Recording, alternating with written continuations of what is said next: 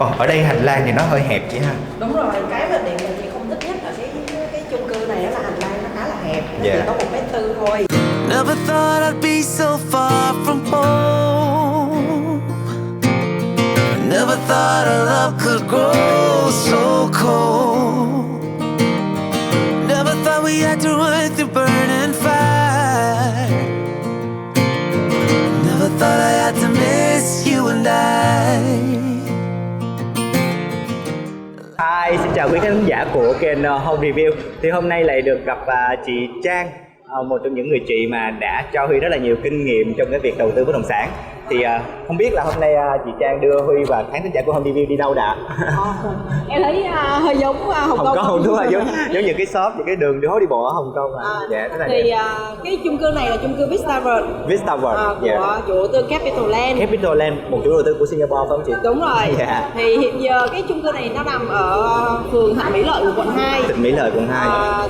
Chị đầu tư ở đây từ năm 2016 lận. Và tại thời điểm đó thì nó còn khá là vắng vẻ, nhưng mà bây giờ em có thể thấy ở đó nó rất là nhộn nhịp. Và cái chung cư này cũng thu hút rất là nhiều khách nước ngoài đến đây, họ mua để ở hoặc là để họ thuê ở đây để sinh sống. Dạ. Thì em thấy là nếu mà cái chung cư này là vào năm 2016 đúng không ạ? Thời điểm đó thì thật ra là bây giờ thì mọi cư dân có thể đi vào đây bằng cái con đường là cầu thời đại. Thì đúng thấy rồi. Rất là dễ dàng và ai đi vào đây thì thấy khu này phát triển quá. Nhưng mà em biết vào năm 2016 thì khu này chưa có cầu thời đại nè. Và đi vào đây thì phải đi vào đường Đồng Văn Cống và xe công rất là nhiều, và nói chung là khách hàng rất là ngại. Thì không biết là lý do nào mà chị đã chọn mua chung cư này ạ? Thì tại năm 2016, cuối 2016 qua năm 2017 thì đúng là cầu thời đại chưa làm, nhưng mà tại thời điểm đó có thông tin làm cầu thời đại rồi. Dạ, có thông tin nữa là đúng rồi. Và thêm nữa đó là có nghĩa là từ khu Thủ Thiêm, có nghĩa là trung tâm hành chính mới của quận 2 đi qua Thạnh Mỹ Lợi thì nó đâu đó chỉ phải có 10 phút thôi. 10 phút. Cho nên chị nghĩ nó là một cái khu vực khá là chiến lược trong cái quận 2, trong khi Thảo Điền thì nó đã quá đông rồi. Mà trong khu này thì bây giờ em thấy đó đường Phạm Văn Đáng đường các cái đường xung quanh đây thì nó rất là rộng. Đúng rồi, em thấy nó rất là rộng, 30 m, thậm chí 60 m cũng có. Và tại thời điểm đó thì nó cũng đã có những cái thông tin như là cái khu Felix and Vista cũng của Capital Land luôn. Họ sẽ phát triển, và chị nghĩ là khi mà Capital Land họ đi tới đâu thì họ cũng có chiến lược lâu dài để phát triển khu dân cư, cũng như là cái khu mà trung tâm thương mại ở đây. Thì đó là một trong những lý do mà chị lựa chọn cái khu này. Em thấy là chị đầu tư rất là nhiều sản phẩm của chủ đầu tư Singapore, như là Capital Land, như Keppel Land, các sản phẩm như Empire này nọ. Thì không biết là thế mạnh của chị là đầu tư những sản phẩm như vậy, hay là chị có một cái kinh nghiệm khi mua những sản phẩm của nước ngoài thì chắc chắn giá sẽ tăng? Thì chị nghĩ là như lần trước chị cũng đã trả lời rồi, có nghĩa là vị trí. Tất nhiên là ở những cái khu vực mà nó mới xây dựng và chủ đầu tư mới đặt cái nền móng để phát triển dự án ở đây thì lúc đó giá còn rẻ. Nhưng em thấy đó từ năm 2016, cuối 2016 thì cái giá ở đây nó chỉ phải cỡ 2,7 tỷ, 2,8 tỷ cái một căn 2 phòng ngủ thôi. Nhưng tại thời điểm này là đầu năm 2020 thì nó đã lên tới 4 tỷ mấy rồi. Và em thấy đó, cái mức độ tăng trưởng của nó cũng rất là cao. Đặc biệt đó thì cái quận 2 cũng là một trong những đứa con cưng của Sài Gòn, cho nên là chị nghĩ nó không đi đâu mà thiệt hết. Thì chị đó một trong những cái mà cho chị quyết định để đầu tư. Cái thứ hai đó là uy tín của chủ đầu tư. Thật ra thì Capital Land đã ở Việt Nam hơn 20 năm rồi, và nó đã có rất là nhiều những cái khu mà dân cư cũng như là khu thương mại đã phát triển thành công rồi, cho nên chị đã từng đi thăm The Vista ở An Phú. Chị đã đi thăm một số những cái dự án của chủ đầu tư này thì chị thấy tin tưởng được, và chị cũng nghĩ là nó cũng sẽ tạo một cái cộng đồng mà để mai mốt nó đem lại những cái giá trị khác nữa cho bản thân chị là cái người chủ nhà, hoặc là cho những người cho thuê đi thuê. Thì một lần nữa thì cảm ơn chị Trang rất là nhiều. Và bây giờ chị sẽ mời Huy lên thăm thử cái căn hộ của mình ha. Được như vậy luôn hả? Tiện ích của cái khu này, và chị rất là thích tiện ích ở đây. Ok, cảm ơn chị Trang. Chúng ta đi thôi quý vị. Tầng giữ xe của mình có 2 tầng dành cho cả xe hơi và xe máy, và cái tầng giữ xe đấy nó rất là rộng. Mỗi nhà thì có thể có được tối đa là 2 cái slot để giữ xe hơi và xe máy thì thoải mái. Mỗi nhà được hai slot giữ xe luôn hả chị? Đúng rồi, tối đa. Mát quá chị ha. Ở đây thì nó cũng có những tiểu cảnh như là đài phun nước nè, và rất là nhiều cây xanh. Chị thích ở đây nữa là xe đi vào và đi ra là 2 lối đi hoàn toàn khác nhau, để tránh cái trường hợp mà cái lưu lượng xe nó quá nhiều, và cũng an toàn cho cư dân. Cổng này là cổng ra đúng không chị? Cổng đây là cổng vào. Cổng vào. Cổng vào dừng ở đây. Rồi cổng ra thì mình đi hướng nào ạ? Cổng ra thì đi hướng phía sau này ở tháp T2. Giờ mình đi lên căn hộ ha. Ok chị. Ở đây tháp 1 của mình thì mình có sảnh chờ ở đây. Sảnh chờ này trong khi mà mình có nghĩa là bạn bè hoặc là gì đó thì mình có thể chờ ở đây. Và thêm nữa là bên trong này chỉ có thùng thư, mỗi nhà có một cái thùng thư. Dễ thương quá chị ha. Rất là dễ thương. Có chìa khóa riêng để mở. Ủa sao thấy cái này nó có quá trời. Cái này là phiếu tiền điện hay là phiếu những cái phiếu mà đôi khi ban quản lý hoặc là những bên những cái cung cấp dịch vụ á, người ta báo phí. Hay quá ha. Rồi chúng ta tiếp tục. Ở đây hành lang thì nó hơi hẹp chị ha. Đúng rồi, cái mà điện chị không thích nhất là cái chung cư này là hành lang nó khá là hẹp, nó chỉ có 1m4 thôi. 1m4 mà nó không có thoáng lắm nữa. The View hôm trước lâu rồi mình đi The View thì mình thấy cái hành lang rất là rộng. Đúng rồi, bên đó thì được 2m. Dạ. Bên này thì nó hơi bị cảm giác nó hơi bị ngợp. Dạ, em đi cũng thấy một cái sàn đây thì nó cũng phải 12 căn. 12 căn. Đúng rồi, 12 căn. Sử dụng là 4 thang máy. Đúng rồi, sử dụng chung 4 thang máy. Tính ra thì cái thời gian chờ thang máy nó cũng hơi lâu. Như vậy thì bây giờ mình tham quan căn 2604 là căn tầng thứ 26. Ở đây thì nó bị một cái là chìa khóa thì nó đã sử dụng chìa khóa cơ loại cổ. Chìa khóa. Tuy nhiên thì cái này sau này chị sẽ thay đổi lại, thay lại bằng khóa từ. Căn phòng này thì rộng bao nhiêu chị? Căn này của chị là 89m2, nó có 2 phòng ngủ, 2 toilet. Và đặc biệt nó có thêm một cái phòng kho nữa để cho mình đựng được rất là nhiều đồ. Thì mời em vô thăm ha. Ở đây thì nó có một cái phòng này chắc đựng được rất là nhiều đồ và có thể làm thành một cái phòng ví dụ như nhỏ hơn, như là để cho người giúp việc hay là gì ở cũng được. Ok. Rồi đến toilet này. Lúc bàn giao thì chủ đầu tư đã bàn giao toàn bộ những cái thiết bị vệ sinh và thiết bị bếp cho mình hết như rồi. vậy là cái này là có sẵn đúng không? Đúng rồi, có sẵn hết rồi, chị không có cần phải làm gì thêm hết á. Nhà này thì chị chỉ có bỏ thêm giường vô thôi. Cửa là chủ đầu tư cũng bàn giao luôn. Đúng rồi, chủ đầu tư bàn giao. Ở đây thì cái view này nó khá thoáng nhưng mà bị cái là hướng Tây. Hướng Tây nó hơi nắng đúng không? Buổi chiều giờ này nó hơi nắng. View cũng khá là thoáng, nhìn được. Đúng rồi, view thì thoáng, em có thể nhìn thấy một phần của view sông luôn. Nhưng mà cái căn này thì nó hơi bị trắng bởi cái căn trước mặt hả chị ha? Đúng rồi. Ông này ông xây sau, ông trắng hết được phía trước rồi. Ở đây thì chị thấy chủ đầu tư bàn giao về các cái thiết bị nó cũng khá là ổn. Tại vì tủ nè, nó cũng khá là thực tế để mà sử dụng. Ồ, cái này là chủ đầu tư bàn giao đúng không? Chủ đầu tư bàn giao tất cả.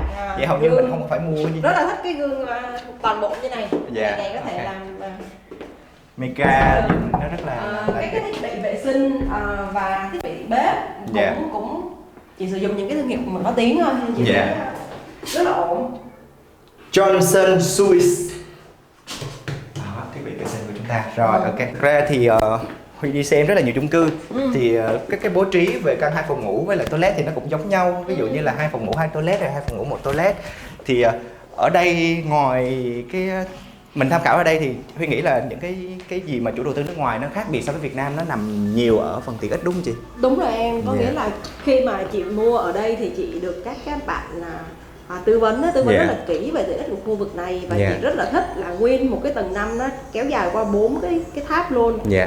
Thì là toàn bộ tất cả những cái tiện ích như là về vườn đi bộ nè, rồi để BBQ, sân tennis, hồ bơi theo chuẩn Olympic luôn.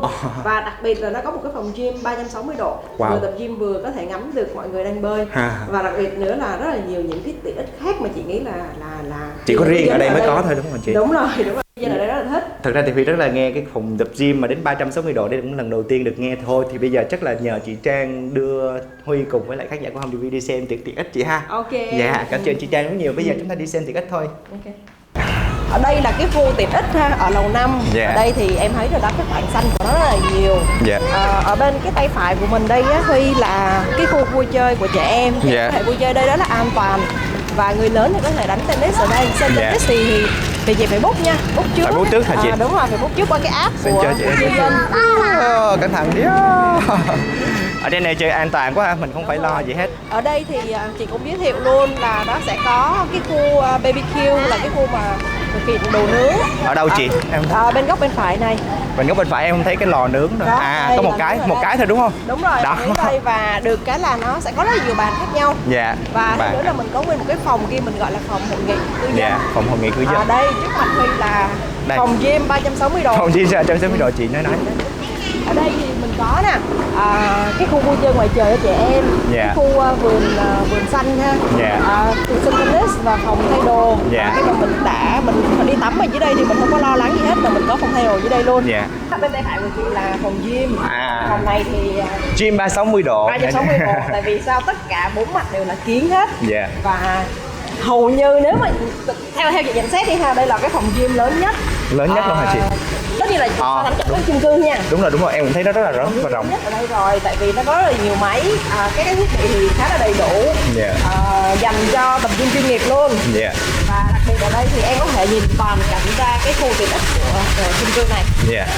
Em thấy chủ đầu tư nước ngoài có một cái hay á, là khi mình nhìn đứng ở ngoài á, mình nhìn lên một cái chung cư như thế này thì mình thấy nhà này nọ, mình không thấy tiện ích ở đâu hết á, nhưng mà khi mình bước vào trong thì mình thấy rất là ngạc nhiên rồi, những cái tiện ích gọi là rất là lớn, và hầu như là chủ đầu tư tập trung rất là nhiều cái gọi là cái tiện ích đặc biệt dành cho cư dân của mình. Hầu như luôn luôn sẽ có một cái điểm nhấn ở đâu đó trong những cái tiện ích của chủ đầu tư nước ngoài. Chính xác. Có cái nhận xét rất là đúng, tại vì ở đây á thì em thấy rồi đó, giống như là em đang ở một cái khu resort. Em có thể tận hưởng cái thời gian để mà đọc sách báo ở đây. Em đi bộ xung quanh đây để thư giãn và góp sau một ngày làm việc. Cũng như là hồ bơi ở đây thì hồ bơi theo kiểu Olympic và có cái chiều, có rất là nhiều những độ sâu khác nhau dành cho hồ bơi trẻ em và hồ bơi người lớn. Ở đây thì mình có 4 tháp. Tổng số căn hộ ở đây là khoảng 1.200 căn hộ. 1.200 căn hộ. Đúng rồi. Thì có hai cái tháp này Orchid với lại là Lotus, là hai tháp này view sông. Tuy nhiên thì giá nó đã cao rồi, cho nên đúng rồi. Thì đối với những cái đối với việc đầu tư thì chị chọn những cái căn hộ mà có giá rẻ để mai mốt cái tỷ suất lợi nhuận của chị nó cao hơn. Thì như vậy là lại thêm một cái kiến thức đầu tư về căn hộ là mình sẽ chọn cái căn rẻ nhất ở trong một cái block. Cũng không hẳn, có nghĩa là tất nhiên là về việc giai đoạn đầu tư là quan trọng nhất, tại vì đầu tư giai đoạn đầu bao giờ mình sẽ có cái giá tốt nhất. Và thứ hai nữa là trong cùng một cái block á, thì những cái tầng mà view sông thì nó sẽ có những cái căn view sông thì giá nó sẽ cao hơn, còn những cái căn mà view nội khu hoặc là cái view về quận 2 đó chẳng hạn thì nó giá nó cũng sẽ mềm hơn một chút. Nhưng mà đối với chị thì quan trọng nhất là mình thừa hưởng tiện ích thôi, nên là đối với view thì đối với chị không có quá là quan trọng. Như vậy là chỗ này là mình coi như là đã đi hết một cái khu tiện ích của mình rồi đúng không ạ? Đúng rồi, tiện ích là mình ngồi đây mình có thể nhìn qua bên cái khu Palace and Vista. Như em thấy đó, đọc sách báo hoặc là nằm hưởng ở đây nó không có bị nắng, không có bị nắng chiều. Hay quá ha. Như vậy là em thấy là ngoài cái the view ra thì ở đây nó cũng có một cái không gian bơi hầu như không bị nắng. Đúng cả sáng và chiều. Cái đó cũng là chị nghĩ là đó là một trong những cách mà chủ đầu tư làm để cho người châu Á mình mà không có thích là bị quá nắng. Chính xác. Em hầu như là những cái hồ bơi mà nếu mà nó có nắng chút xíu là các bạn hầu như không muốn bơi. Và ở góc tre này khi mà thiết kế hồ bơi cũng là một cái kinh nghiệm cho các chủ đầu tư nếu mà muốn tham khảo, thì em thấy là làm thế nào để buổi sáng cũng có chỗ mát, buổi chiều cũng phải có chỗ mát. Nhưng ở đây thì quá tuyệt vời rồi, đúng là có thể bơi 24/24 luôn.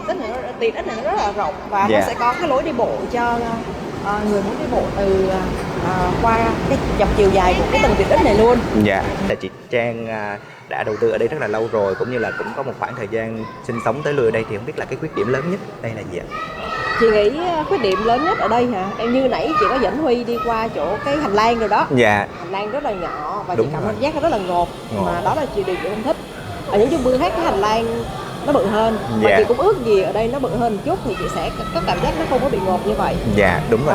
Cái thứ hai mà chị nghĩ là một trong những điểm trừ á, có nghĩa là tính ra thì hiện giờ ở khu này á, mà để kết nối để đi đến trung tâm á thì nó vẫn là hơi xa. Ở đây thì chung cư này cũng có cho tụi chị đi xe bus. Có xe bus đưa đón từ đây đến những cái khu trung tâm như là Sài Gòn Center hoặc là chợ Bến Thành. Chi phí là như thế nào chị? Chi phí của nó là từ khoảng cỡ 8.000 đến 20.000 một lượt. Như vậy là các cháu nhỏ ở đây thì đều được đi học có xe đưa đón. Đúng rồi. Và đến cái khu mà The Vista. Còn thêm một cái điểm trừ nữa là trong cái thời gian vừa rồi á, thì cái việc xây dựng của Phoenix and Vista nó cũng tạo cho chị rất là nhiều bụi bặm. Ở căn nhà đấy em vô em cũng thấy rồi. Nhà mình mà đang để trống thì nó khá là bụi bặm. Và nó cũng trắng một phần view của căn nhà của chị.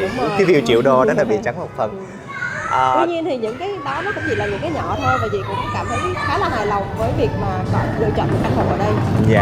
Ở đây thì có cho nuôi thú cưng không chị? Không chăn nuôi đâu.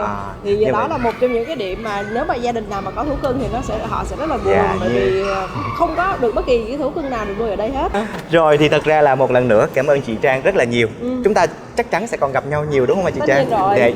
Bởi vì các bạn biết không là chị Trang với Huy thì được biết chị Trang rất là lâu rồi, và chị không phải chỉ đầu tư ở 1-2 chung cư như thế này đâu, ở Vinhome Central Park này, Vinhome Ba Son và rất là nhiều chung cư như Empire, và chủ đầu tư nước ngoài Metropole hầu như là chủ đầu tư nước ngoài đi đâu, và những chủ đầu tư lớn của Việt Nam đi đâu á. Cái cơ hội đầu tư thì mình đều quan tâm đến. Như vậy thì trong tương lai Home Review và Xuân Huy sẽ gặp chị Trang rất là nhiều, nhưng mỗi lần đến những chung cư như thế này thì Xuân Huy xin gửi lời cảm ơn chị đến rất là nhiều, và chúc chị một lần nữa năm nay lại là một kênh thành đạt của chị nhé. Cảm ơn Huy và chúc mừng cho độc giả của Home Review sẽ có được những góc nhìn khác nhau, không những là của một nhà đầu tư mà còn là một người chuyên đi xem những cái cảnh quan và những cái tiện ích của những khu chung cư. Dạ, cảm ơn chị Trang rất nhiều.